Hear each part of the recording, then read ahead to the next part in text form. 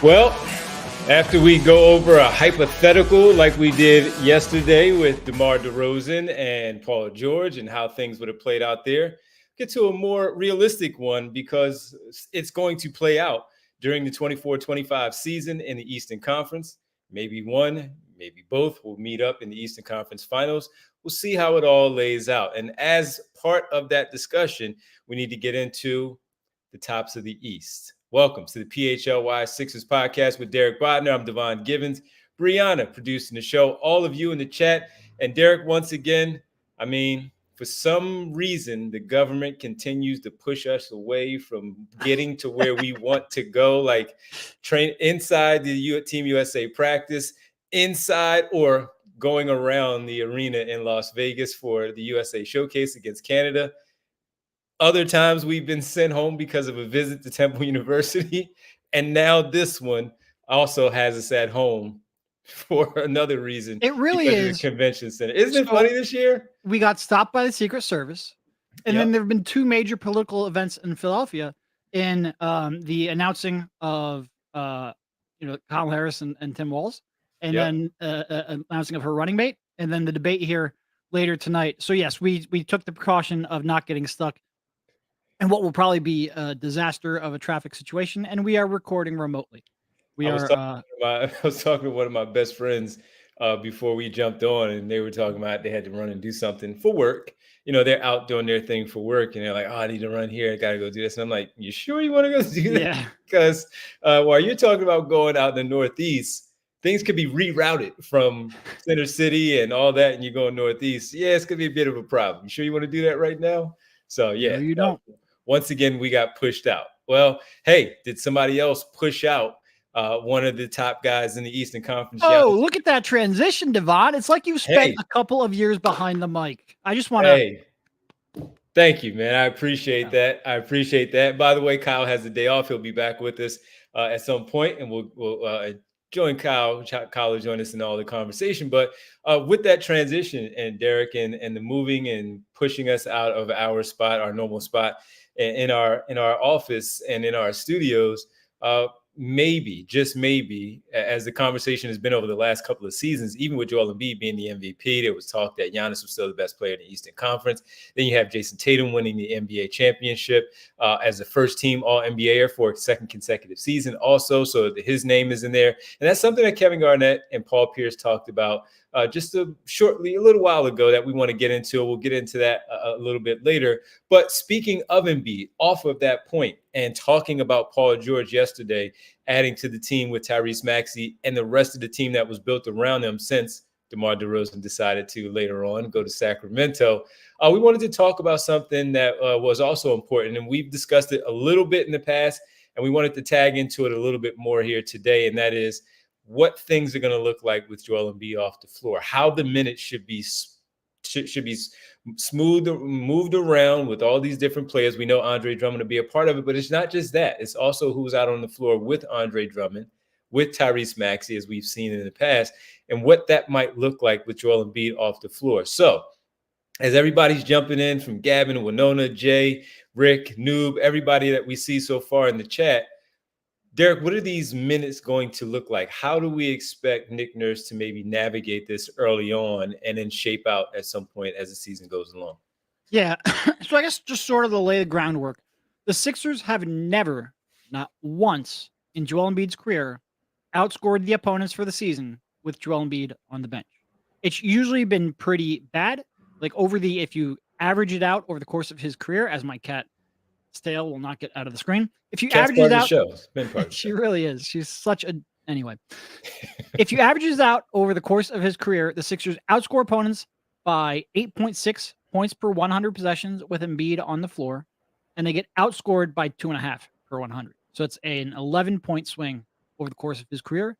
That becomes even more pronounced in the playoffs, where the Sixers outscore opponents by 7.4 per 100 with Embiid on the floor and get outscored by 8.8 with him on the bench. So you're talking about a 16-point swing just by the sheer presence of Joel Embiid. And at one point I thought maybe, all right, that's taking into account the fact that that's including games where he doesn't play at all, so you're overtaxing your bench. No, it actually gets more pronounced if you limit it to just games that he plays, that 16-point swing in the playoffs becomes like a 22-point swing in the games that he plays. So you're talking about the Sixers almost literally and very consistently getting bludgeoned in like 6 to 8 minutes per game with Embiid on the floor. There were Right. two very obvious examples of this, where the Sixers were outscored by 108 points in 99 minutes with Embiid on the bench against the Raptors. That's astonishing. That can never happen. That cost them the series. And then this past spring against the Knicks, they were outscored by 47 points in 40 minutes with him on the bench. So that's two series where if they had competent play behind him, they probably win. That doesn't mean that Embiid was perfect in either of those series, especially against the Raptors. He had his struggles offensively. But if they could just find a way to tread water, we're not asking them to do a whole lot. Like, we're not asking them to blow teams out with Joel Embiid on the bench. You just need them to tread water, and that'll give you a much better chance of winning. And I think a lot of times when we talk about this, we just talk about wins and losses. But it directly goes into his mindset of, well, I can't miss a game because then they have no chance. Or I can't play 30 minutes in a game because they need me to play 40. If you can get him, we talked a lot about how Joel Embiid has, trusted Tyrese Maxey this past spring and, given him control over late game offense, maybe more than he did in previous seasons. That comes down to trust. And if Joel Embiid can trust that his team will take care of the minutes that he's not playing or even the games that he's not playing, he's more likely to maybe take a proactive approach to his health. And obviously there's been other factors in that. There's been, winning MVP awards. There's been accolades early on in his career. It was a real thing where he just was very cognizant and very, concerned with the fact that he was seen as a part-time player and he wanted to disprove that. So there's all those other factors as well. But now that he has won an MVP, he's sort of proven that he can be a, regular player, or at least proven more than he was after his first two missed seasons. This is sort of like the last domino, having the kind of confidence in your team to say, all right, I can sit 18 minutes in this game and we're not going to implode. So I think that, laying that groundwork, it is very important that the Sixers sort of get this right.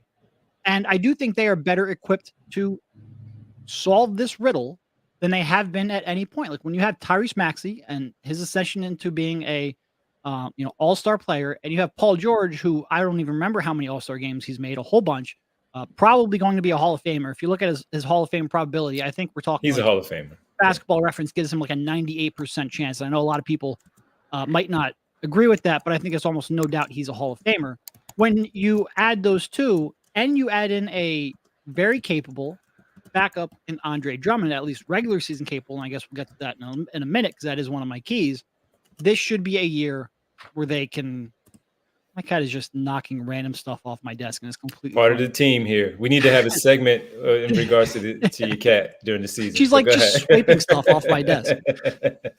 This should be a season where they can solve that riddle. This should be, not could be, this should be the first year where they have a positive point differential with Embiid on the bench.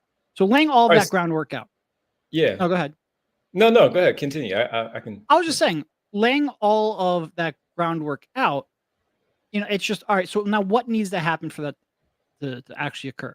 And I think one thing, you bring up the lineups, and there's a couple of things I think are going to factor into that. Do you want to veer towards more of a defensive focus with a lot of your big wings with Joel Embiid on the bench? I think we first, both sort of agree that the general lineup, and we talked about this a while back, like what do we expect the primary lineup to be with Joel Embiid on the bench? I think we both expect Maxey and Paul George to be on the floor. That's how you sustain an offense with your centerpiece not there. Now it's, do you veer towards a defensive focus and bring a lot of those big wings, or do you add more shooting and ball handling? So I think my number one key, and the thing I'm most interested in watching earlier in the season, has Tyrese Maxey taken a jump in terms of his playmaking? Because we saw after they acquired Kyle Lowry last year, 37-year-old Kyle Lowry, barely anything left in his legs Kyle Lowry, Nick Nurse leaned on him a lot. And we all sort of think a part of that is just Nick Nurse's confidence level and Kyle Lowry. But part of that is they wanted another ball handler, and another creator, and a good passer, and someone to get you into your offense on the floor next to Tyrese Maxey, because last year was the first year that Maxey was a full-time point guard. Can he make a significant jump so you don't have to put a 38-year-old Kyle Lowry and overplay him, and you can maybe put a little bit more defense on the floor, a little more size on the floor? That, to me, is the first major question. So off of all of that you laid out there, which was great explanation. I'm sorry, of I don't course. normally talk for 15 minutes straight. That's usually Kyle's role, but he is not here today. But that And was also, good I am though. writing an article on this tomorrow, so I've kind of got all of my thoughts ready to go. AllPHLY.com. Sign up to become a diehard member to get in on that. We'll tell you about that a little bit later too. But with it, by the way, yes, people were saying raise the cat. Remember that back in the day during the rebuild eras? Yeah, raise That the was cat. right Jay around said it. 2018. Yeah, because Ben Simmons was a part of that. Absolutely. Yep. We saw who's my guy said it, and then Jay said it as well. So that might have to be part of our post game show during the season. Somehow raise the cat. We'll incorporate that some way somehow. But I for forget me, who that was. That was something Gipper. I forget his name on Twitter. Dennis. Yeah, I think that I'll was. find this up and give him his props because I feel guilty stealing this when it was his creation. I will remember that. Yeah, so maybe we'll have to change it so we don't have to pay anybody anything, with all due respect. So the first thing that comes to mind, though, when you think about that is not just the offensive end either, Derek. It's the defensive side of the ball because of how important he is defensively. We know who he is as an offensive player, dropping 30 a game, 30 plus over the last couple of seasons, leading the league in scoring, etc. We got all of that, but it's the defensive side too.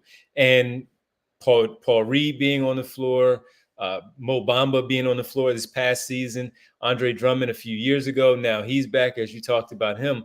You need to also have people who are on coming off the bench and who's on the floor with him that can defend that end of the floor and make sure that those numbers are not just being run up in a big number simply because Joel Embiid is off the floor and anchoring the backside of that defense and speaking and talking and being vocal about what's going on the defensive end and cleaning up anything that gets past the first line of defense down to where, the painted area is for where he is. And that defense is really important in making sure that that plus minus, that 8 points difference, that 16-point swing that you talk about is not something that's really as defined as we talk about here because he's off the floor. So as much as we speak about how important the points are, we know that the offensive hub, he is it. And it starts with him, doesn't always end with him anymore because of how good Tyrese Maxey is in the addition of Paul George. But that defense is important. So when you mentioned Tyrese Maxey being on the floor, Paul George still being hopefully a plus defender on that perimeter.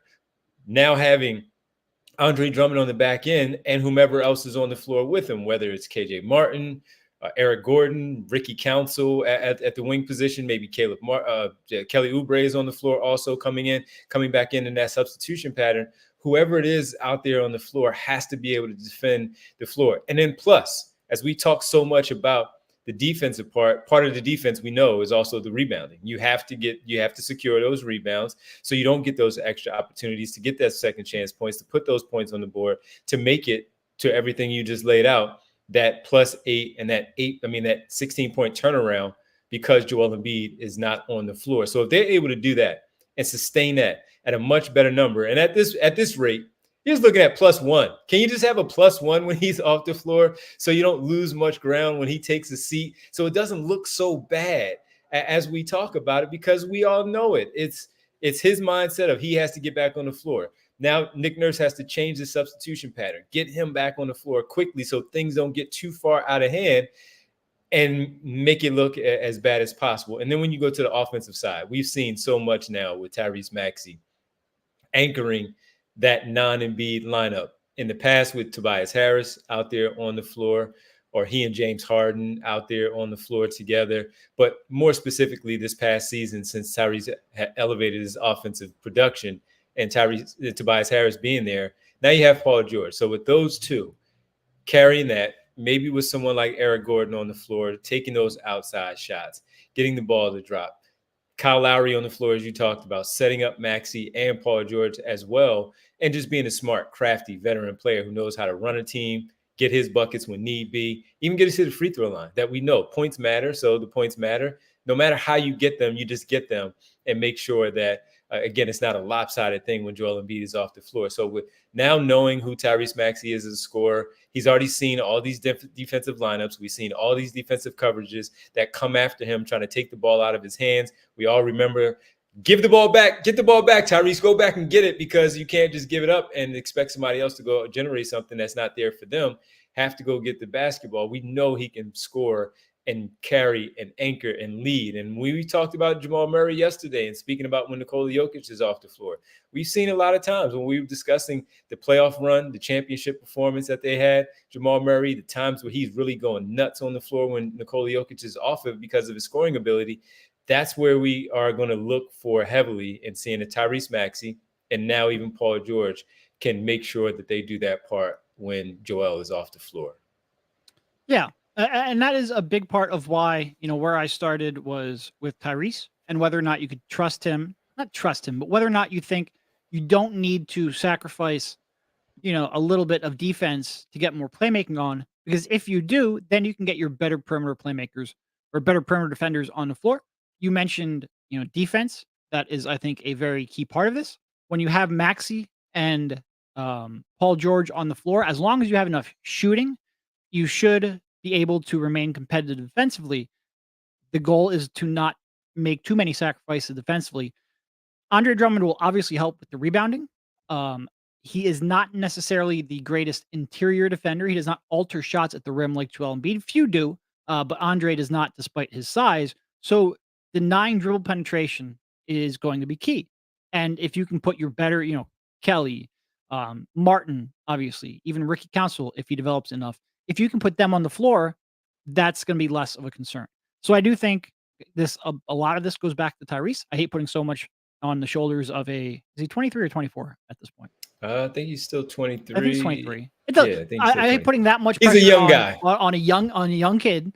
But if he can make that next leap, and I know he's talked about it. He talked about last year being the first year that he was really running point guard full time and running an offense full time. If he can make yet another leap, that just makes everything easier. So that is sort of why I started there. I do think, Andre Drummond, he is someone who, if you look, I think he's only played like a grand total of 17 playoff games over the course of his NBA career. He's only been in the playoffs 4 times. I think all of those were just first round. He does not have a lot of playoff experience. His archetype in terms of not moving well in space tends to not translate all that well to the playoffs. So I do think there is still a little bit of uncertainty over what he can give you in the playoffs. So that is sort of like my second key. And it's sort of no surprise that the key, especially when you think, all right, Maxey and Paul George have it enough offensively, how can you remain competitive defensively? That almost always starts at the point of attack and the big man on the floor. So that is sort of why those two are my key. But like I said, there's so many different ways that they can go that I think they have options. And it's just evaluating early in the season and then, pivoting off of that based on what you need. Well, let's stick to that a little bit more on the other side. We talked mostly about the Tyrese Maxey part. We explained that. We know what that looks like. We've seen it. Now let's discuss a little bit more on the Andre Drummond side when we get back here on the PHLY Sixers podcast, plus some of the others that may be a part of that with the lineup from some of the names that we discuss here next. First up, we want to make sure we tell you about Z-Biotics. I know you're looking at me right now. I look very youthful. Despite that, I'm not as young as I used to be, and I don't bounce back the next day like I used to either. I have to make a choice. I can either have a great night or a great day. That is until we found Z-Biotics Pre-Alcohol. Pre-Alcohol is the world's first genetically engineered probiotic. It was invented by PhD scientists to tackle rough mornings after drinking. Here's how it works. When you drink alcohol, it gets converted into a toxic byproduct in the gut. It's this byproduct, not dehydration, that's to blame for your rough next day. Pre-alcohol produces an enzyme to break this byproduct down. Just remember to make Z-Biotics your first drink of the night and drink responsibly, and you will feel your best tomorrow. Vacations, weddings, birthdays, and reunions. There's so much going on. Get the most out of your summer plans by stocking up on pre-alcohol. Now, go to zbiotics.com/PHLY Sixers to get 15% off your first order when you use PHLY Sixers at checkout. Pre-alcohol is backed with 100% money back guarantee. So if you're unsatisfied for any reason, they'll refund your money, no questions asked. Remember to head to zbiotics.com/PHLY Sixers and use code PHLY Sixers at checkout for 15% off. Thank you, Z-Biotics, for sponsoring this episode and our good times. We also want to give a special shout out to our good friends from TrueMark Financial. A fantastic turnout for the pickleball tournament on Saturday. Hope everybody had a great time. And that was, of course, for their TrueMark Financial Care Foundation. And That is a big part of what they do. But the main part of what they do is, of course, making sure that you have a great place to go when it comes to your funds. And TrueMark Financial's rewards Visa credit card. Now that the summer is officially over, maybe some of the traveling has stopped, but not necessarily, because you might be one who likes to take your vacations because you can in the fall. And if you want to do that, or getting ready for the holidays, you want to make sure you have a trustworthy credit union and a trustworthy card to go with it. And that is with TrueMark Financial and their Visa Rewards Visa credit card. You earn rewards for each purchase using TrueMark Financial's Rewards Visa credit card, and redeem for travel, retail gift cards, build credit through timely payments and low credit utilization, and also enjoying fraud protection with features like zero liability. Very important, again, at this time of the year, getting ready for the holidays. You don't want to get caught up in any nonsense that you didn't do, and you want to make sure that you have a good place to go to that knows that you are good to go when it comes to your finances and your credit card. Traditional savings account, it's a basic savings account offering a place to deposit funds, earn interest, and withdraw more money as needed. Money market account combines features of savings and checking accounts, offering higher interest rates and limited check writing capabilities, easy access to your money when you need it most. Certificate, fixed term deposit account with a predetermined interest rate and maturity date, offering higher interest rates for locking in funds for a specific period. So again, if you're getting ready for the holidays and you want to make sure there's a block off where you don't spend money for this particular reason, well, there you have it. Then make sure for this specific time, or college, whatever it might be, that's where you go for TrueMark and their certificate. TrueMark Financial is federally insured by the NCUA and is an equal opportunity lender. For more information, visit truemark.com/PHLY. All right, welcome back. Yes. I was just saying, chat's going wild over coming up with theories on why Kyle is not here. I appreciate all of you because you all slandered me when I missed a day. So give that same energy to Kyle. And so far they have been. I appreciate that. They have been all over Kyle on this one, and we appreciate everybody for jumping in, from Martian, Winona, Jess, Rick, everybody there. Gene is there also. And Jess with the purple heart, we hope you feel better as well. Get better. Oh, what's wrong with you? Oh, all right, Jess, we'll feel better. Under the weather.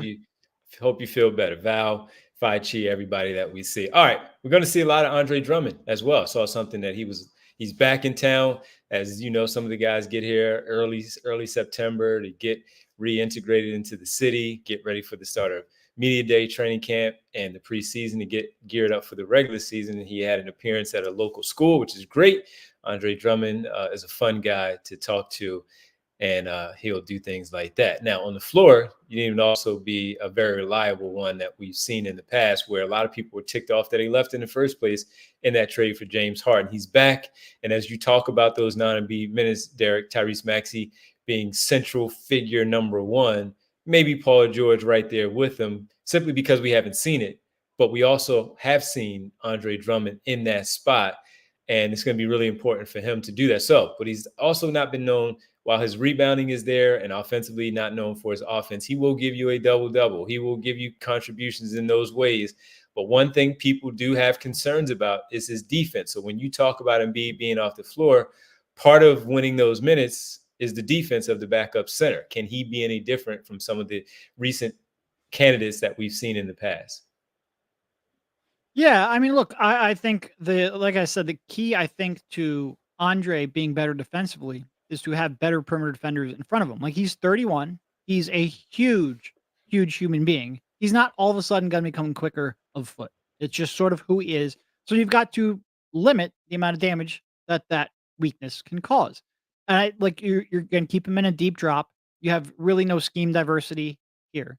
And that is one thing I started the show off talking about. One of the keys to the Sixers winning, or at least being competitive in the non-Joel Embiid minutes, is it will give Joel Embiid confidence to sit games, maybe only play 30 minutes. One of my question marks is, are they really going to trust Adembona to be that third string center? Both because it would be nice to have a little bit of scheme diversity, because like I said, Andre can pretty much only play in a deep drop. And also, there are just games that Joel Embiid is going to miss. And if he's not comfortable missing those games because you don't have a third string center that you could trust at all, maybe he caters to his worst instincts and plays more than he should. So that's sort of like a sub question I have here. Are they really confident in Bona? I like what we saw. I wouldn't completely hate, like, if you have to play him 15 minutes per night every now and then when Joel Embiid misses a game. I at least have some interest in seeing that play out and seeing how well he does. And then if Yep. he's not capable of it, then you can adapt in season. They do still have that open 15th roster spot. So that's a sort of sub question. But I do think with Drummond, it's mostly about can you construct a lineup where his deficiencies aren't going to be picked up all that much? Because, like I said, you're just not going to ask him to even get to the foul line and take a step up. You're going to keep him in a deep drop, keep him near the rim, in part to alter shots near the rim, in part for rebounding. You're just not going to ask him to cover up too much ground. You're going to hope that those ball handlers coming off of pick and rolls aren't able to pick them apart too much. So let's help Nick Nurse out a little bit. What does that lineup look like, and who are those perimeter defenders outside of Paul George? And we can say Caleb Martin, Kelly Oubre.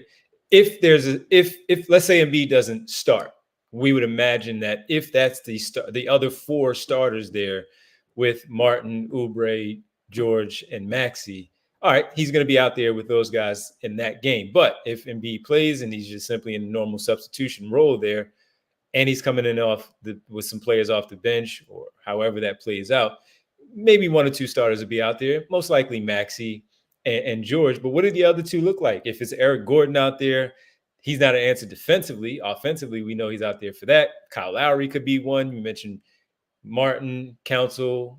Who are some of the others that we could potentially look at Nick Nurse maybe going to help out defensively in that way? Yeah, and I mean, that's part of the question too, is a lot of those players you just mentioned. Kelly shot, I think 31% from three last year. Caleb Martin is even only regular season 35%.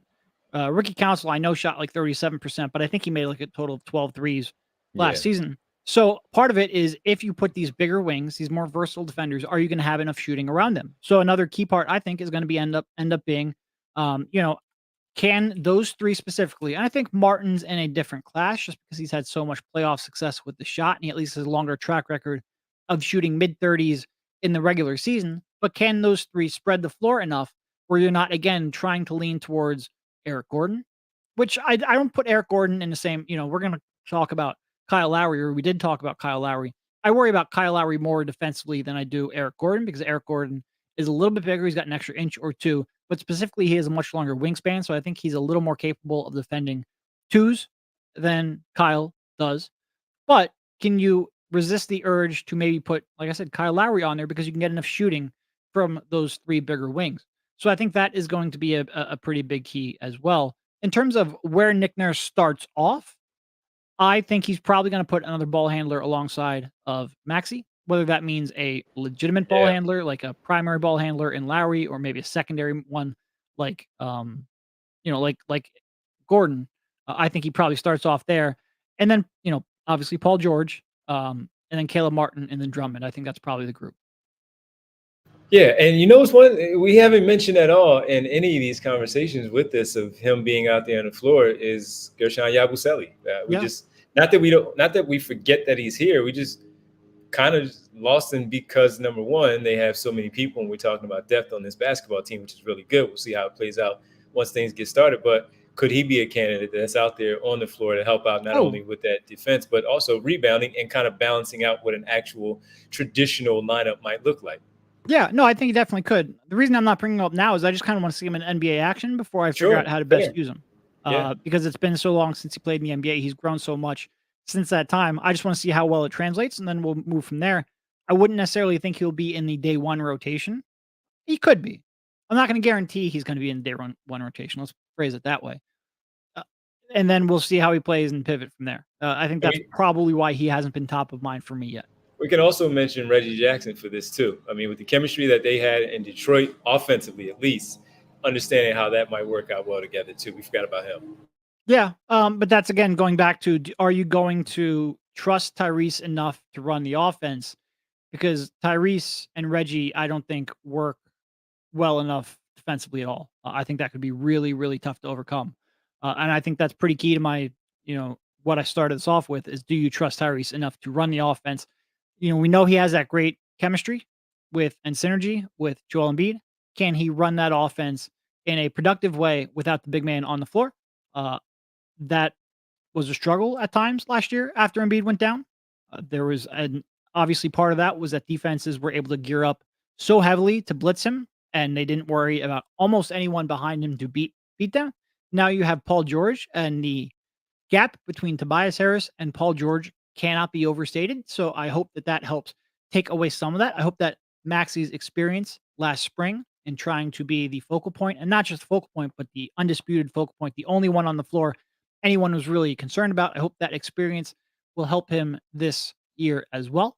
And like always, we sit here and wait to see how much of a gigantic leap Tyrese can take, because quite frankly, at this point, we've almost just been taking that for granted because it happens year after year after year after year.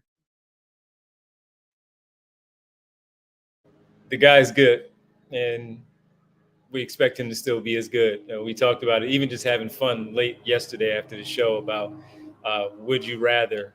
We know how good the guy is going to be. When we come back, let's get into how good Joel Embiid is in the Eastern Conference. We talked about it a little bit earlier, and we talked about minutes on the floor, off the floor. Milwaukee has a similar situation when Giannis takes some time off the floor. Damian Lillard, of course, is there year 2, starting off with Doc Rivers, Glenn Rivers at the beginning of the season, or training camp, before training camp, Chris Middleton healthy. We'll get into those two and some of the best in the Eastern Conference when we get back right here on the PHLY Sixers podcast. First up, we want to make sure we tell you about Empire today. It's fitting that we're doing this from home because I have so many home improvement projects to do. And if you're like me, a lot of those are absolutely daunting and you don't know where to begin. And if you're also like me, where flooring is one of those projects, you want something to help make that a little bit more manageable, and you want to turn to Empire today. With Empire today, you get shop at home convenience, the right product for your needs, quick and professional installation, and a price match guarantee. Empire today keeps shopping for floor simple with a curated product selection. Their philosophy is to help you find what you need, not to overwhelm you with thousands of choices and substitutes. What they leave out of their selection is as important as what they put in. Empire's team exhaustively combs through thousands of product samples each year to find the perfect styles. And they also have a virtual floor designer, which is a great way to see how new floors will look in any space. It's easy. Just snap a picture and instantly see how new floors will look in your room.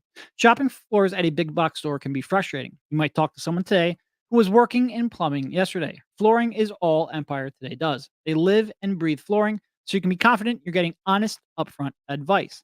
And they also service their own warranties. With Empire today, you won't have to track down a manufacturer's phone number. Schedule a free in-home estimate today. All listeners can receive $350 off discount when they use the promo code PHLY. Restrictions apply. See empiretoday.com/PHLY for details. They have that great jingle too in the commercial, the Empire. They do. Yeah. I can't get the numbers right, so I'm not going to do it. But it's always we need to get you up to speed on that jingle so you can do it on the show.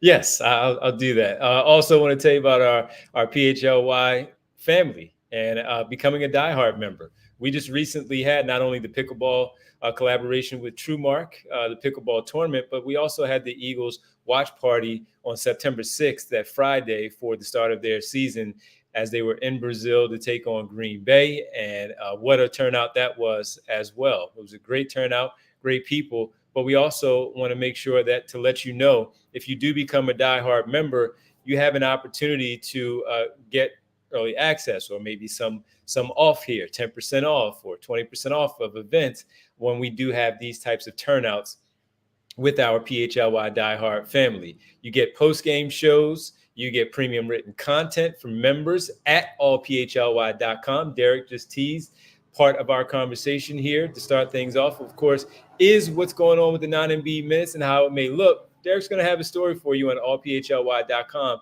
as a diehard member. So go sign up so you can check that out. Dope merchandise for all teams. Look at this. We got the hat. This is the PHLY one. I don't have the Sixers hat on or anything like that, but free shirt when you become a member. Members only Discord, the PHLY Lounge as well, and so much more. So make sure you go sign up to become a diehard member. You can get an opportunity, as we just talked about the Birds playing their first game. I wanted to see what Fran Duffy had to say. I wanted to see the video work that Fran Duffy was going to put together.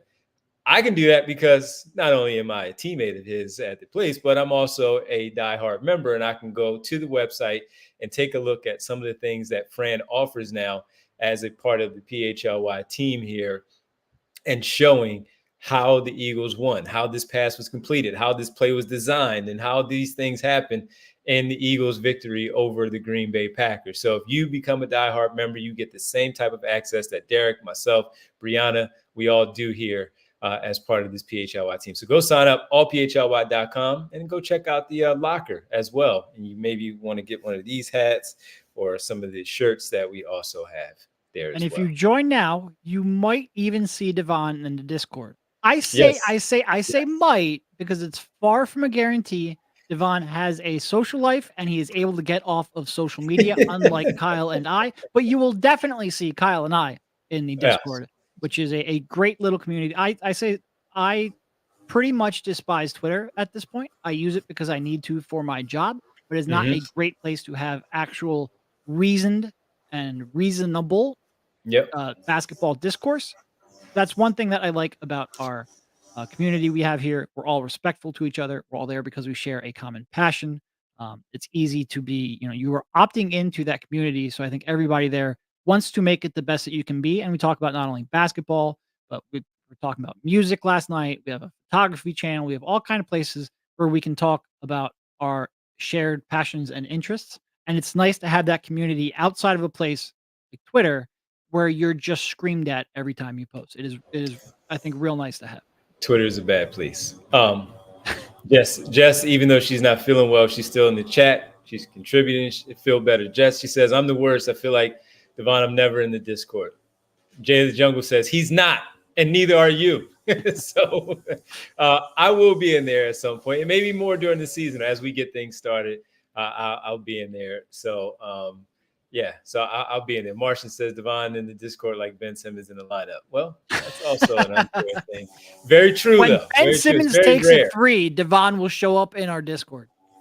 And Jay says, Devon's just simply outside. Yeah, that's kind of true also. But, hey, we'll get it together. I'll be in the Discord. You guys go sign up. Again, become a member of our PHLY Sports Discord and a diehard member so you can be a part of things and have conversations like, hey, could Joel be the top player in the Eastern Conference? We don't know about the teams yet. We don't know about the players either, but we know he's up there in the conversation. And recently, Kevin Garnett and Paul Pierce, two former Boston Celtics, were having a debate about who the best player in the Eastern Conference will be ahead of the start of this campaign. And Kevin Garnett said it's either Joel Embiid or Jayson Tatum. Mentioned Giannis Antetokounmpo.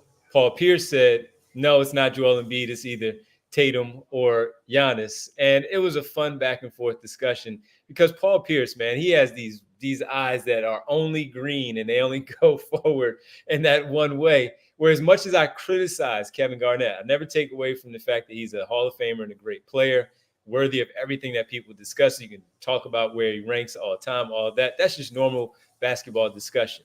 But at least in this one, he's being honest and talking about how Joel Embiid, he's like, look, no, Joel, I don't care who I play for. Joel Embiid might be the best player in the Eastern Conference, especially with Giannis being knocked out in the first round the past two seasons. Embiid, second round, first round the past two seasons. But it just got to a discussion of, hey, man, should we talk about this, Derek? And we probably should, of going into the start of this year, having the help with Maxey, with George, the revamped roster that they've put together.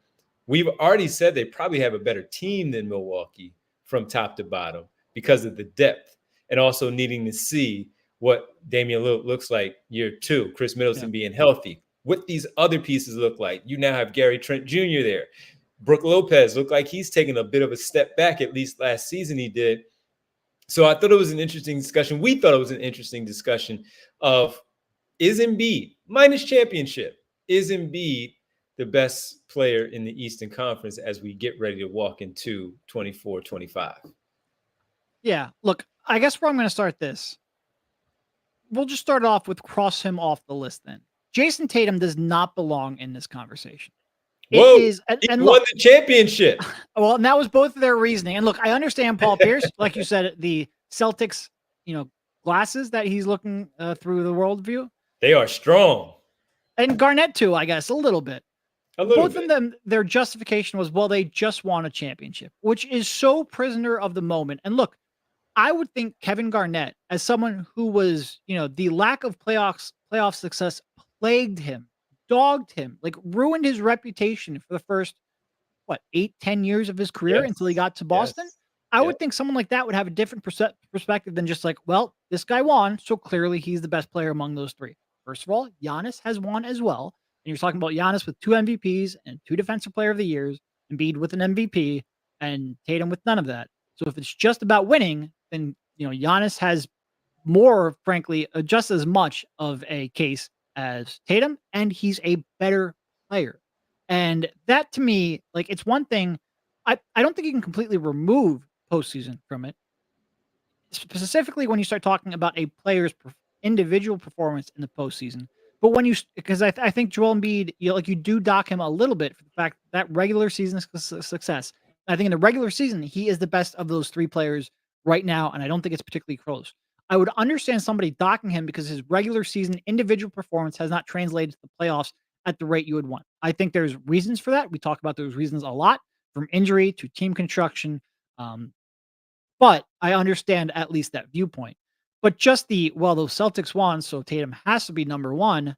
No, if you put Giannis, specifically a healthy Giannis, on that team, I think he could figure out a way to win with that team too. I think Joel Embiid could figure out a way to win with that team too. The fact that Tatum has a better supporting cast, and quite frankly, a cast that carried him at various points throughout this playoff run, does not automatically vault him as a better player. It means he was in a better situation.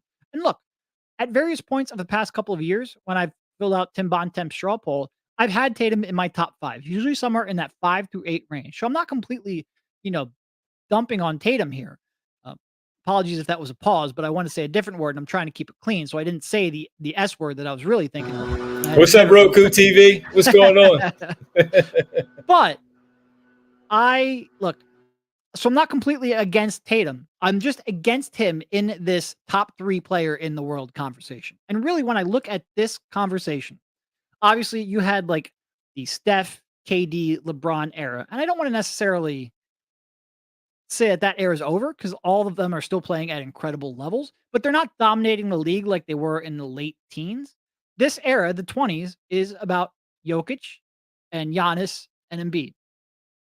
Tatum's just not in that. You're 100% right. Yeah. He's not as good of a player. I'm sorry. So yes, I give him a lot of credit for the team's success.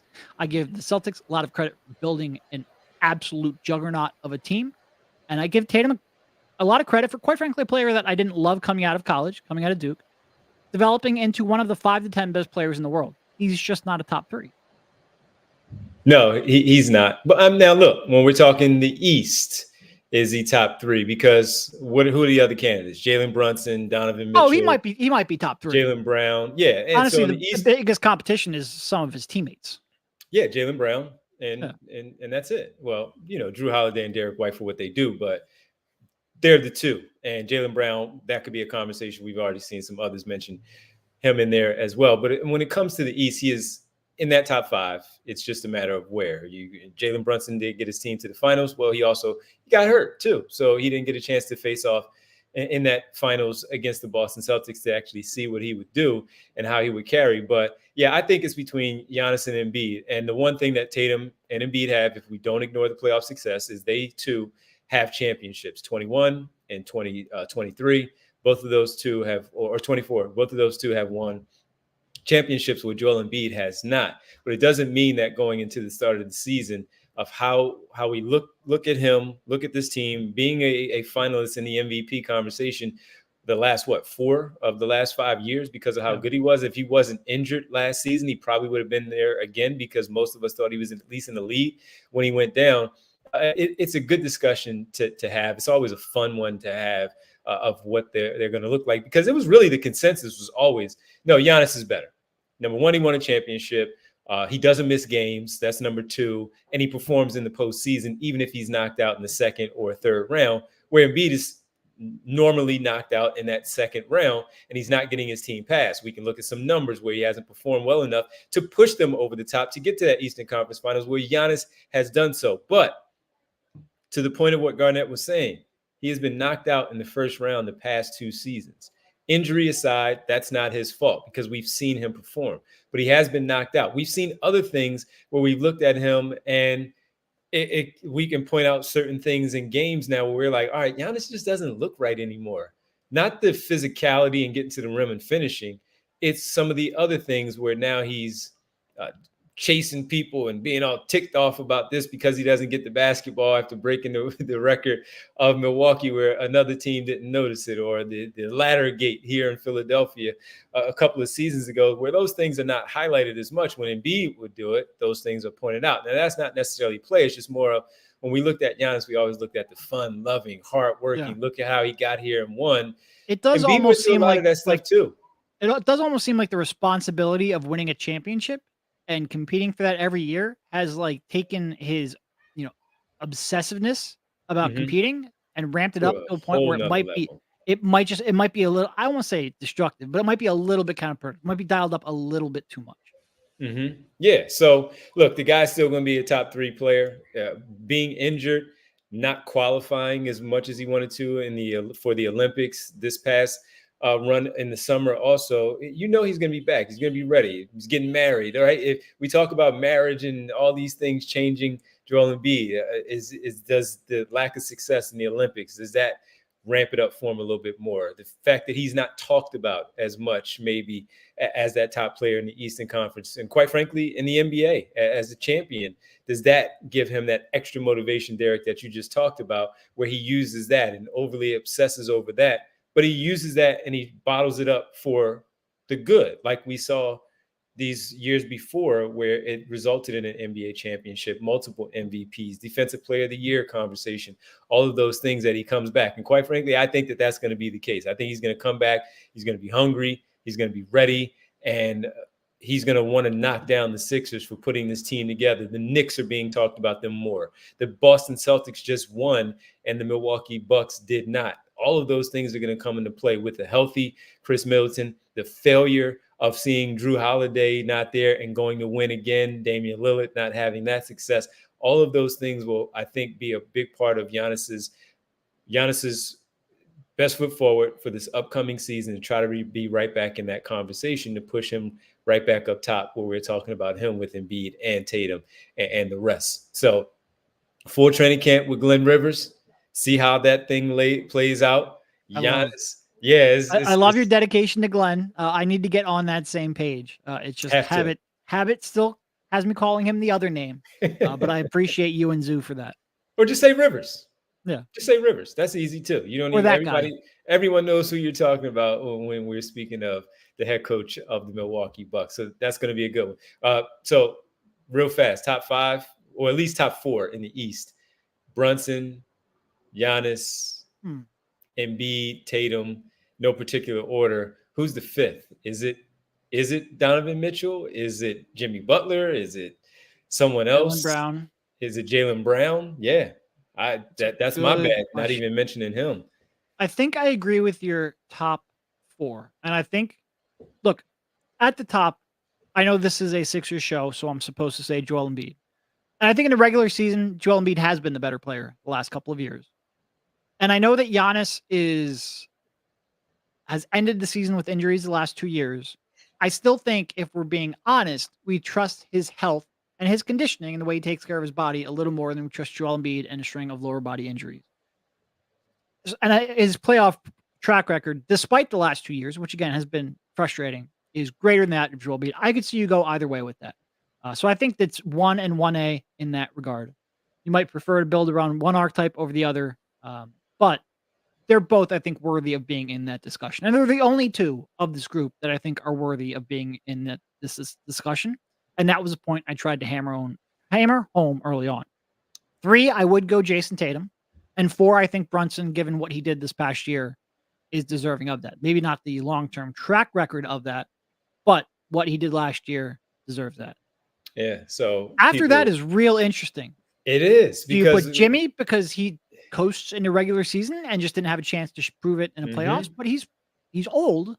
Do you put Jaylen Brown, despite the fact that he only has one functional handle with the dribble? but he won a MVP. His defense and shooting and his shot creation, and frankly, carried them at times last year. I would probably err towards Jalen, but I think there's arguments for a couple people on that fifth spot. Yeah. Donovan Mitchell being one of them. Yep. Nope. And if Mitchell, I think, had and this is where the team construction hurts a little bit. If Mitchell had maybe a team that made a little bit more sense around him and had a chance to show that a little bit more in the playoffs, it would probably be easier. So do you reward the Celtics for having a super team? It's an interesting discussion. I saw someone else mention Tyrese Halliburton in the chat. Not yet. Dave Dewar says, do you go Halliburton over Brown?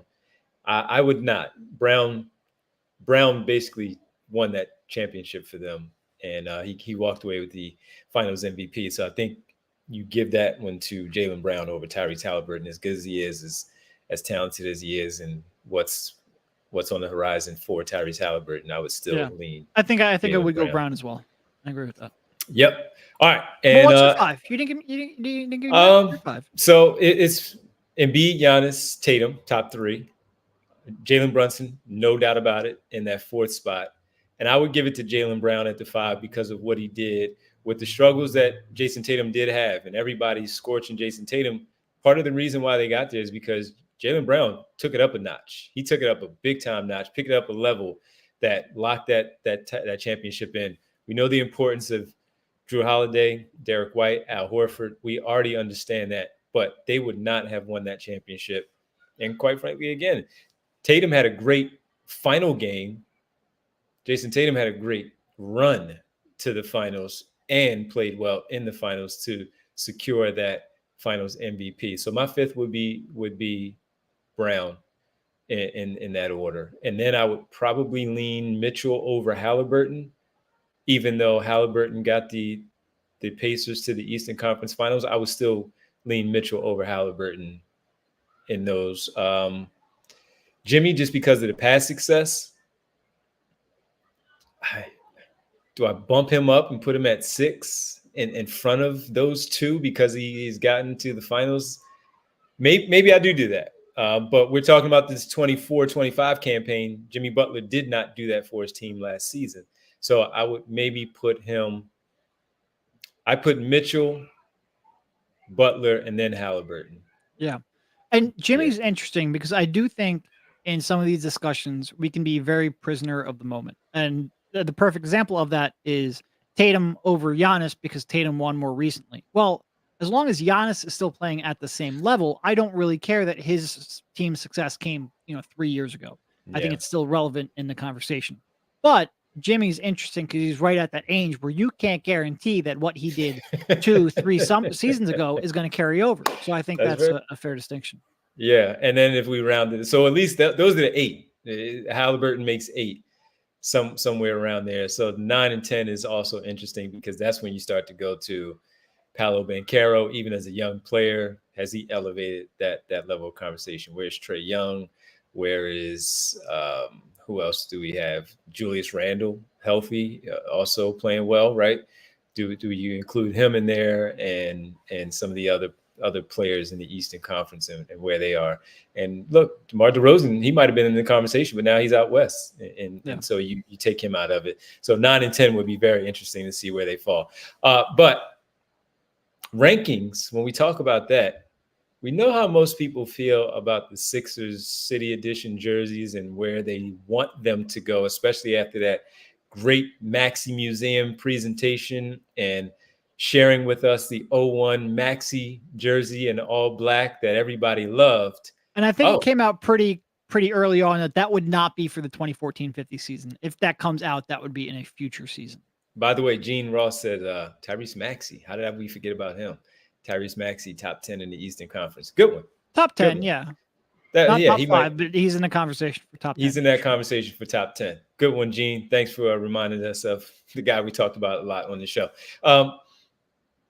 If we talk about ranking the jerseys and all, there was a little bit of a leak there, Derek. We might have to call Ace Hardware or something to patch this up or, to find out what's going on. Because if you like the Spectrum jersey from 2 seasons ago, which many people did, the navy blue, navy blue, and how dare us, because I had the hat and the sweatshirt from a couple of years ago. I still have here in the house though.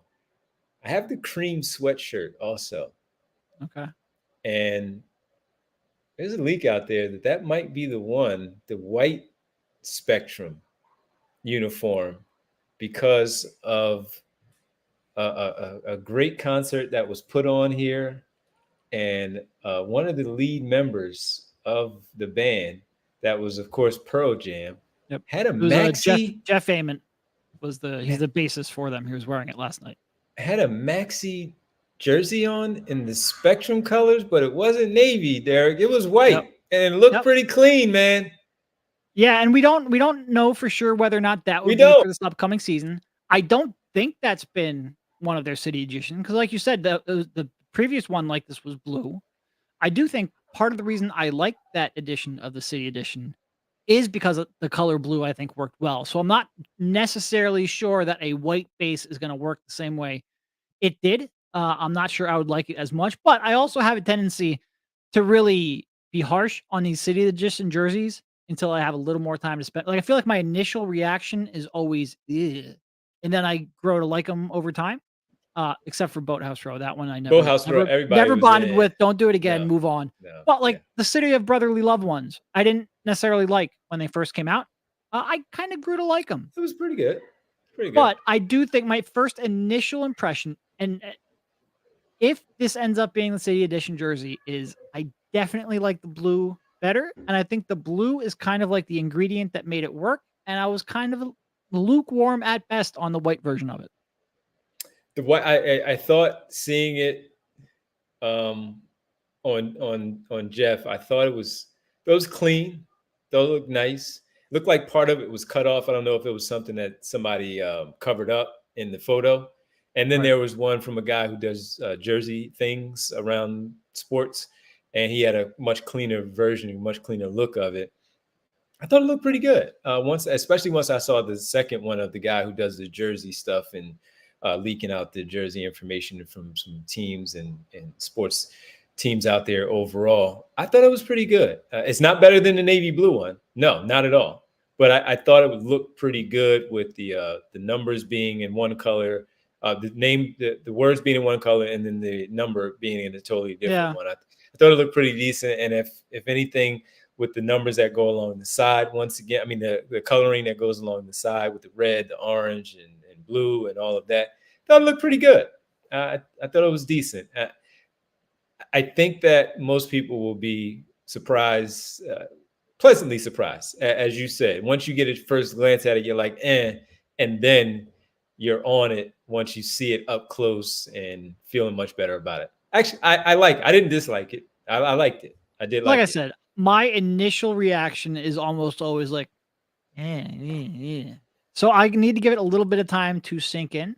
I think part of the issue is that there's just been, I think, different designs with the white base, like the Liberty Bell ones from 4 or 5 years ago, that I think just were cleaner and worked better. I'm not sure if the script works without the navy blue, but like I said, I want to give it. I don't think it's bad. I'm just not sure. And part of my problem with these, city editions is sometimes you get one and you like it, and then it's gone. So like you have the combination of missing the one that you like and having adapted to this one that you're kind of lukewarm on. It just takes me a little bit of time. Well, I'm looking at some of the people in the chat. Jess says thumbs down. Jay said it was fire. Jay the Jungle said just saw it, likes it. Martian, the blue 2006 jerseys are beyond nasty. Those are the royal blue ones. I know which ones you're talking about. And Jessica says it's kind of meh. Gene needs to look it up. So everybody take a look at it. Let us know what you think as we talk about it. I like the navy blue ones much better, but these white ones are pretty good and very clean, very clean. She would bring up a good point, like when they moved to Camden. How do we? What does City Edition look like then? They don't have it. It's just the Camden. You write Camden on the front now. And by the way, we want to let everybody know, make sure, again, thanks for joining us. We really appreciate it. As always, here on the show, go sign up to become a diehard member at allphly.com. Discord, merchandise, as well as we settle in. All right, let's get ready to do our world famous roll call here on this Tuesday without Kyle. We shout out Kyle. What up, Kyle? Even though he's not here, we do give also want to what make up sure we shout out Kyle. Martian Lynch, Dave Doyer, Jess. Once again, hope you feel better. Feel soon. better, Jess. Eugene Ross, Darkness. Won't try to do it. Whoa, can't turn it replicate down, Kyle. Turn it Boots, Val. Boots. See you there. Who else we got? Scrolling up, Gary. I see a Gary. I don't know if I've recognized Gary before, but welcome, appreciate you Gary. jumping in. Yeah, appreciate you, Jay. Just a whole lot of people. Honestly, it's mostly Martian and Eugene making fun of Kyle for missing the show. So it's taking me a little bit here. Winona is always here. Want to make sure we shout you out as well. Prophet, I see you in there as well. Yes. IT Pro. Oh, buddy, you have my sympathies. As somebody who worked in IT before, I hope you're having a good day because I know those come few and far between. Especially, let's see, Money Mar. I think I said Money Mar already. By G. I'm running out of people because all of you just keep arguing about each other and coming up with fake reasons why Kyle is not here. Which trust me, I appreciate it. It spent a lot of time reading, probably more than I should, but it kept us going. Well, we also have Igavini and Victor Vic. Yep. As I look back, I see Victor Vic, Igavini in there as well. So good to have everybody in here. Jay the Jungle, we appreciate Rick Morris, and we appreciate everybody. Make sure you go like Provolone John in there. Right there, coming in at the last second. Good up, Provolone. Val, we already said Val, so we thank everybody. Make sure you go sign up to become a diehard member, and when you do, you get all the access that we talk about. Get articles, written articles, things of that nature, information on our events that are upcoming, and when you do, like and subscribe for our show as well. When you subscribe, you'll get a bell notification that sounds like that, and it's 3 p.m. It's showtime. So for Derek and Kyle, who is not here, and Brianna as well, we appreciate everybody for hanging out with us on this Tuesday. We appreciate them having another government issue that kept us out of the office, but we should be back tomorrow as long as everything goes well and the city is back to being run as normal. So for everybody, have a good rest of your Tuesday, and we'll talk to you tomorrow. See ya. We all silly like the mayor.